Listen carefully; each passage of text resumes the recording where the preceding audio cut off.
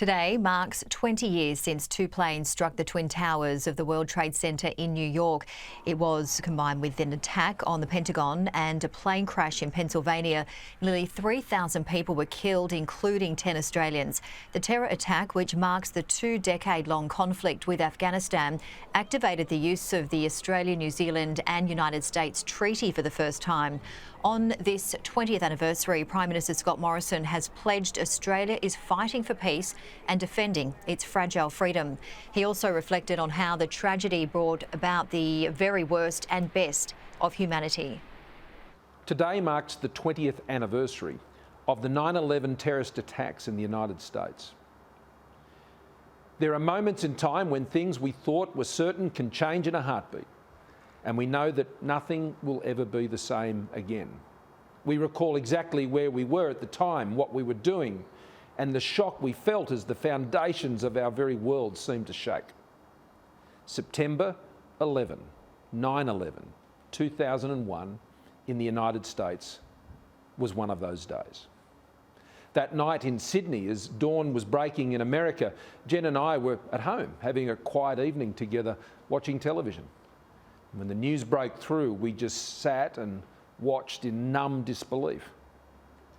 20 years have now passed since New York and Washington were attacked by terrorists. And on this anniversary, we remember and honour the 2,977 souls, people who lost their lives on that day, taken from them, and the many more since. Our hearts go out to the families of the 10 Australians who were among them, and the many other Australians who were affected and traumatised by those terrible events. It was a time when we saw both the very worst, but importantly, the very best of humanity.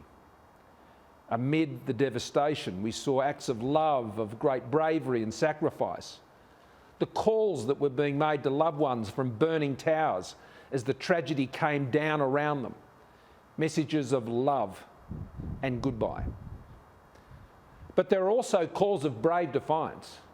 "Let's roll," Ted Beamer said, as he and others on board took back Flight 93 and it crashed into the fields of Pennsylvania to thwart the terrorists' evil plans. And the thousands, of course, of first responders, many sacrificing themselves as they charged into the burning towers as others were evacuating. And then those who converged to find survivors for the days and days and weeks ahead in the rubble of Ground Zero. We pay tribute to all of their heroism and sacrifice. But first and foremost, let us remember this terrible event as an awful human tragedy, causing great personal suffering and grief to so many. When I think of September 11, my mind often casts forward to just over a year later, on the 12th of October, when the same evil terror that blasphemes the very religion it claims to serve was visited on 88 Australians in Bali. Each year, the families and friends of those Australians killed on that day gather on the cliffs of Coogee in Sydney to remember. I've often joined them there. And despite the passing of the years, their sorrow and their mourning, their loss and their grief, it continues.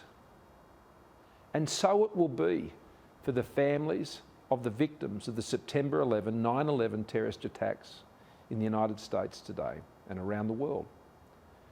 So on this anniversary, let our first thoughts be with them as we send our sincere condolences as a nation for the terrible loss that they have suffered, and of course to President Biden and all the people of the United States. We are with you today. Let us also appreciate, though, on this day, that September 11 reminds us that we can never take our peace, our freedom, and our way of life for granted. A little more than a decade before 9/11, the Berlin Wall fell, and some thought this marked the end of history, as they said, and the cause of freedom had forever prevailed. September 11 reminded us that freedom is always fragile. As President Reagan said, it must be fought and defended constantly by each generation.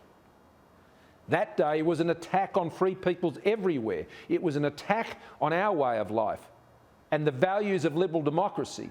Despite the pain inflicted on that day, the terrorists ultimately failed in their attempts to crush our resolve and change our way of life. Our then Prime Minister, John Howard, was in Washington, D.C. on that terrible day. He saw the smoke plume rise in Washington. He also saw the great and enduring spirit and faith of the American people. The Howard government invoked the ANZUS Treaty for the first and only time in its 50-year history. As John Howard said to the Parliament on his return, if the comradeship, if the friendship and the common bonds of democracy and a belief in liberty, fraternity and justice mean anything, it means that the ANZUS Treaty applies, and so it did. And when the Taliban refused to hand over the al-Qaeda terrorists, we supported a US-led operation to hunt down Osama bin Laden and eliminate the capacity to stage more attacks against the West from Afghanistan. And together with the international community, we also laboured long and hard to help the Afghan people secure a better future. Sadly, the fruits from those seeds of hope are now very uncertain, but let us never doubt that our cause was and always will be a just one. On this day of remembrance, let us therefore honour all who served in Afghanistan, especially the 41 Australians who sacrificed in the service of their country and lost their own lives. And on this day, we rededicate Australia to the cause of peace and freedom and to the constant vigilance required to deny the threat of terrorism in all its forms.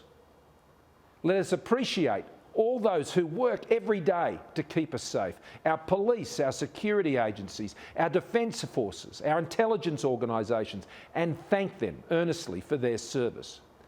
Let us commit ourselves to continue to stand with our partners and our allies, especially this day, our great friend and ally, the United States, as we work together for a world that favours freedom. And let us reaffirm the liberal democratic values that we share and that guide us and the truths that we hold dear as Australians. But above all, let us hold those we love a little closer and be grateful for their blessing in our lives as we remember the terrible tragedy of the awful terrorist attacks that took place on 9/11 20 years ago.